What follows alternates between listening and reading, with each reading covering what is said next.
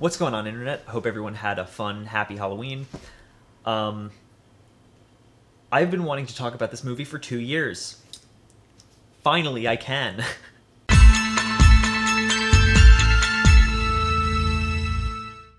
It's a diabolical spirit. Excuse me, this is a myth. For you, yeah.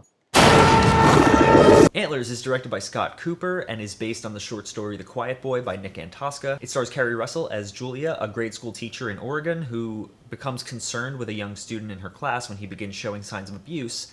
What she doesn't know is that he's harboring a very dangerous secret at home that could threaten the entire town. Antlers has been at the top of my hype list for 2 years now. It was supposed to come out in April of 2020. Nick Antosca's The Quiet Boy is an extremely grim, brutal short story that really effectively terrified me. And when I found out I was getting a feature film adaptation, I was stoked. From the first trailer, this quickly became one of my most anticipated films of 2021. 2020 at the time, I guess. From the visuals to the choice of location to the cast, the teases of the creature design, I was hooked. So for Halloween, I decided to treat myself to a little double feature of both Last Night in Soho and Antlers. I got more to talk about with Soho, and I've been wanting to talk about Antlers for longer, so this got priority. I'm really happy to say that Scott Cooper nailed the vibes of the short story with this movie. The choice of setting it in the rainy, cold, dreary mountains of Oregon was a fantastic choice from the beginning. Not only does it create excellent atmosphere, capturing the cold, off-putting vibes of the story very well, but it's also just aesthetically beautiful, and it works really well with the film's explorations of nature pushing back in the wake of mankind's meddling. The cast is phenomenal, with Carrie Russell and Jesse Plemons playing siblings who have suffered through some traumatic stuff in their childhood. And Carrie Russell does a really good job with that material. You can tell she's deeply haunted by what she's suffered through.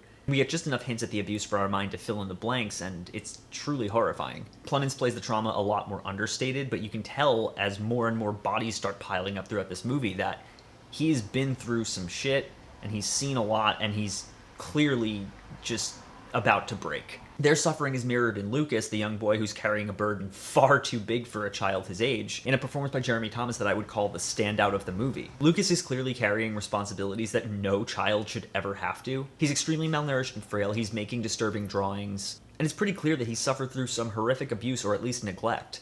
And in spite of all that, he's putting on the bravest face he can and managing as best he can because it's all he knows at this point. Jeremy Thomas sells the sheer terror and overwhelm that a child going through all that would be facing in a way that's really believable and shocking, considering I think this is his first film performance. It's captivating and heartbreaking all at once, and I loved it. Those signs of abuse read as a cry for help for Julia, who doesn't understand the realities of what Lucas's home life is actually like. And the reality of the situation is that Lucas's younger brother Aiden and his father Frank are both locked in a bedroom upstairs, where he feeds them with a steady diet of animals that he traps and kills. Aiden's leaking some kind of black goo, and Frank is fully feral and barely human at this point, constantly hungry and undergoing some kind of transformation.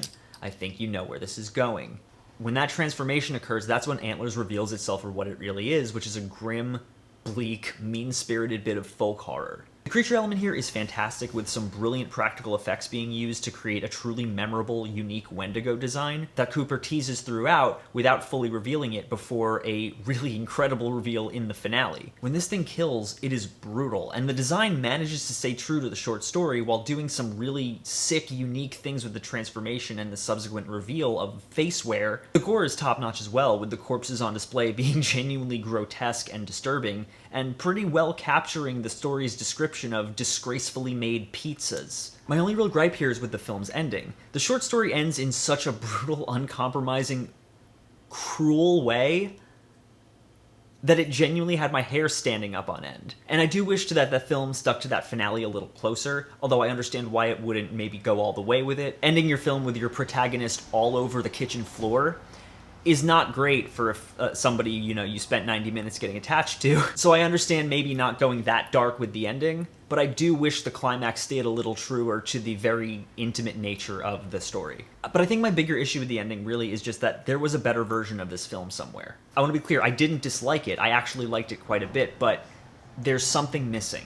There are scenes in the trailer that aren't in the film, and I have to wonder if some subplots were cut for time. There's a lot this movie's clearly trying to say about environmentalism and mankind's relationship with nature, and the cycles of abuse and violence and neglect, but it never quite sticks the landing with bringing any of those things full circle or tying them into the Wendigo story in any effective way. It's frustrating because the pieces are all there for something truly great, I just wish that there was a little more runtime to flesh things out a bit, and I'm hoping for a director's cut down the line. It's not a big deal ultimately though, because Antlers is still a very cool film. It delivers on a grim, mean-spirited bit of folk horror that genuinely creeped me out and disturbed me at times. And while maybe it didn't quite live up to the hype that I built around it in my head, it managed to capture the best vibes of the short story that inspired it, and I would definitely recommend watching it because it is genuinely creepy and I'm gonna own it when it gets a physical release. As always guys, thank you so much for watching. If you like this channel and you want to see more, click down there, like, comment, subscribe. Patreon link is in the description. Really excited for basically the entire month of November because this is my catch-up month. This is when I review all the stuff that I've been meaning to review but haven't had time to.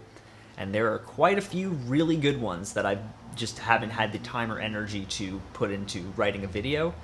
So I'm excited for you to check those out.